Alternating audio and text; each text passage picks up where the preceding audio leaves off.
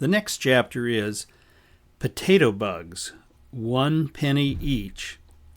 Once upon a time, a long, long time ago, when Grandpa was a little boy and living on the farm, we had a large garden to help feed the family.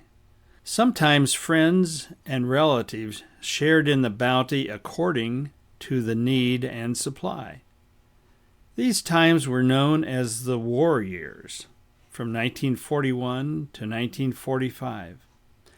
World War II was fought on two fronts, Europe and Hitler to the east, and Japan and Hirohito to the west. The whole of the United States of America had a sense of unity and common cause in our defense. I did not have any close relatives in the war, but my father was a Marine near the end of World War I. Fortunately, he arrived in France just after the fighting stopped. That war was called the War to End All Wars. As World War II started, my father was called up for a physical, as were most men in those days. However, he was somewhat older than those who actually served in military for World War II, and was not selected for duty by the draft board. Everyone contributed as best he could to the war effort, whether it was in putting up with shortages, in abiding by the rationing system on shoes and gasoline and other things, or by growing large victory gardens to help feed the people. Our garden was usually south of the yard and east of the barn and barn lot. We sometimes moved the site of the garden in a rotation plan. It was fertilized with cow manure to enrich the soil.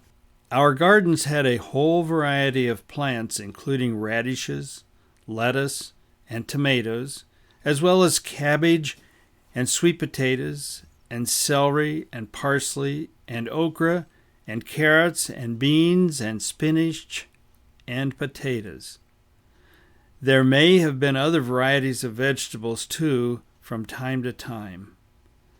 I do remember that melons did not grow well in our soil. Cabbage always had to have some powder sprinkled on the heads to stop the insects. Even then, there were frequent wormholes in the cabbage heads. We used to cover part of the celery with a brown paper sack as it grew a bit, so as to blanch the stalks. That is not done anymore, as we prefer them to be green. The one job I remember well was picking the potato bugs off the leaves of the plants. There was one year that they were so numerous that we feared we would lose the whole potato crop. The potato bug was probably from the order of Coleoptera, which is the general name for any insect beetle. However, it may well have been the Colorado potato beetle, Leptoterusa. I'm going to need to do this one again. Leptotarsa.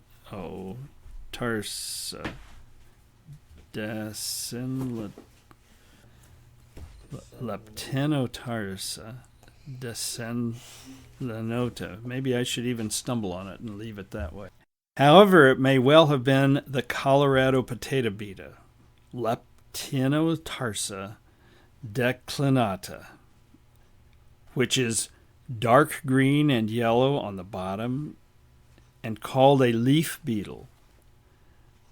I did not have this much information when I was picking them off the potato leaves. We just had a job to do, and that was to save the crop. My parents devised a plan of attack. Tommy and I would be paid a penny for each bug we killed.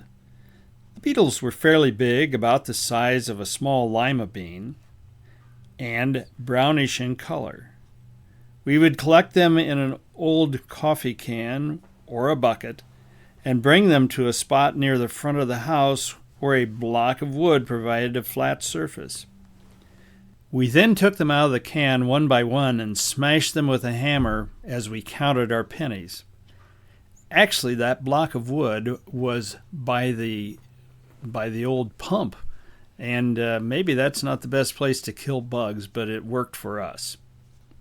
The bugs had a somewhat hard shell, and though a hammer may not have been totally necessary, Tommy and I thought that was a good way to kill them. I remember one day when we smashed more than 400 bugs.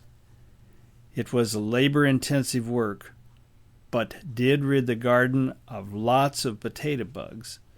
A penny each was good pay for that job. Fortunately, the potato bug season was short, and we did save the crop. Have you ever smashed bugs from the garden? Don't kill the ladybugs because they eat the aphids.